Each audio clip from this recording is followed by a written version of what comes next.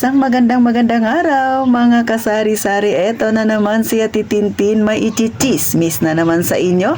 At for today's video, tuturuan ko kayo kung paano ba si Ate Tintin mabilis na napapaikot ang aking maliit na tindahan. Siyempre, kahit na maliit ang tubo, ang mahalaga, ang pera natin ay ating pinagpaguran. Kaya kung gusto mo ang ganitong topic, mag-subscribe ka na sa akin, pindutin mo ang like button na yan kung super relate ka. Alam ko sa mga matatagal nang nagtitinda dyan na may maliit na tindahan kagaya kay Ate Tintin, gawain nyo rin ito mga kasari. At syempre mga kasari, pakishare naman kung hindi kayo busy. Kaya umpisahan na natin ang real talk natin, chismisan. So ipakita ko lang sa inyo mga kasari yung aking pinagagawa sa aking tindahan. So napakita ko na to dati, pero ipapakita ko ulit kasi syempre mai-share ako sa inyong panibago. O eto. So eto yung pitakang ginagamit na Tintin para maging organized tayo sa ating tindahan at para hindi magkanda, ligaw-ligaw ang ating isip, at makakatulong ito para mas mabilis nating mapalago, mapaikot kaagad ang ating pera. So una, may makikita ka dito na store. So yung store na yan mga kasari, lahat ng benta ko sa aking tindahan dyan nakalagay. Pero syempre, yung load ko ay hiwalay siya. O, hiwalay ng lagayan. Next, syempre, meron din tayong lagayan ng bill. So, lahat ng tubig, ilaw, tsaka wifi ay dito ko nilalagay yung ipambabayad ko. Wala na siyang laman kaya nabayaran ko na lahat ng mga dapat kong bayarin. Next, dito rin sa packet na to nakalagay yung utang ko naman sa microfinance na Life Bank. So, may laman siya kay 2 weeks mga kasari. Wala kaming hulog. Meaning, itong panghulog na to ay magkikita sila nito sa 2025 pa ni Life Bank. So, standby lang siya dyan, nakaperahan. Next, meron ding challenge tayo na packet. Wala siyang laman, kaya na-harvest ko na 500, nalagay ko na dun sa aking ipunan, syempre. Next, eto naman yung GCash. Eto yung lahat ng naging, nandyan yung puhunan ko, nandyan din yung naging tubo ko. Basta lahat ng may kinalaman sa GCash ay dito nakalagay mga kasari.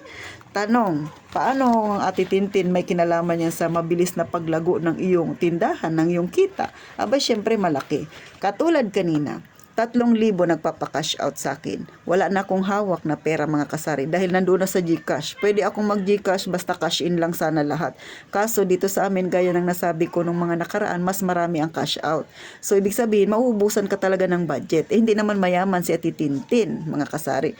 So ang ginawa ko para matugunan ko yung pangangailangan ni customer na cash out ay nanghiram muna ako or nanghiram muna si GCash ng pera. Eto si GCash nanghiram ng pera dito kay store. Minsan pati si load ay nahihiraman niya rin ng pera para pang cash out sa customer. So hindi ba ako nalilito? Hindi. Kasi lahat ng hinihiram na pera ni GCash nakalista yan. Kung kanino niya hiniram. Kunwari, nanghiram siya ng 3,000 doon kay store. So lista. Doon kay load, nakakahiram siya ng 1,000. So lista.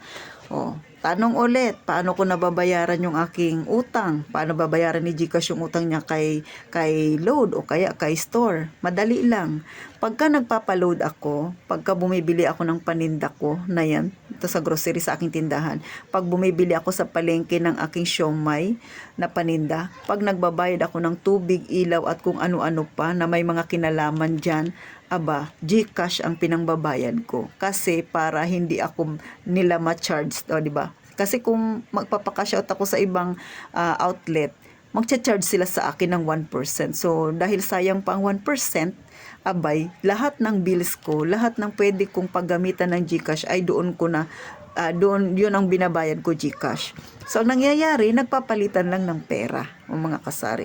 So, sa mga matagal na dyan sa pagtitindahan, alam ko, gawain nyo rin yan. Tanong ulit, hindi ba nalilito si Ate Tintin? Nalalaman niya ba na kumikita ba talaga ang GCash niya kaya nakanda halo-halo na ang pera niya?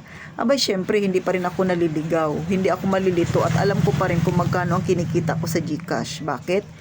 Nakalista lahat ng nagpapakash in cash out sa akin kung magkano lahat ang kinikita ko kada isang araw.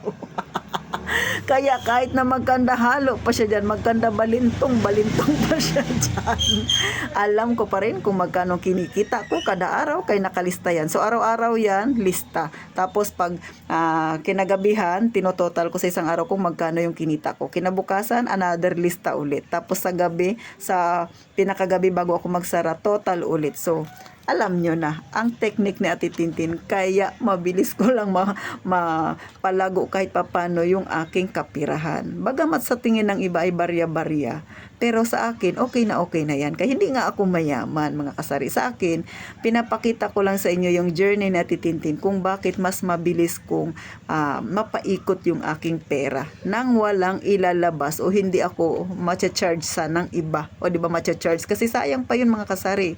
Pero pag wala na talagang kapera-pera si Ate Tintin. Kunwari, wala nang pera si store, wala na rin pera si load. Minsan kasi kakapamili ko lang, minsan kasi kakapaload ko lang, o kaya marami pa akong stock ng paninda ko na siomai. So anong gagawin ni Ate Tintin? Saan manghihiram ngayon si GCash pagka may customer na magpapa-cash out sa kanya? Kung sagad na ako, wala na akong pera, nasa GCash na lahat. Abay, meron pa.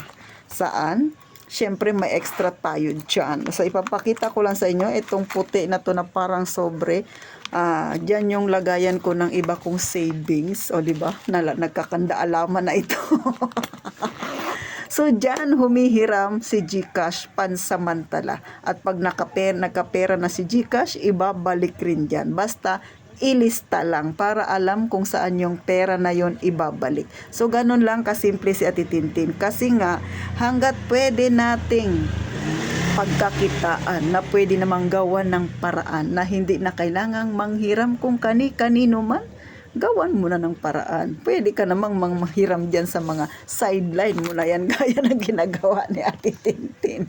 So hanggang dito na lang, mga kasari. Sana napangiti kayo na Ate Tintin. Nagka-idea yung iba dyan sa kung ano ang ginagawa ng ibang sari-sari store para maibigay yung gusto ni customer. Yun ang mahalaga, mga kasari. Hanggang dito na lang, gaya nga ng palaging sinasabi ni Ate Tintin, nakakatulong talaga ang utangan sa sarili mong sideline, o diba, utang dito, utang doon, pero dapat bayaran yan at ilista para hindi ka magkanda ligaw-ligaw.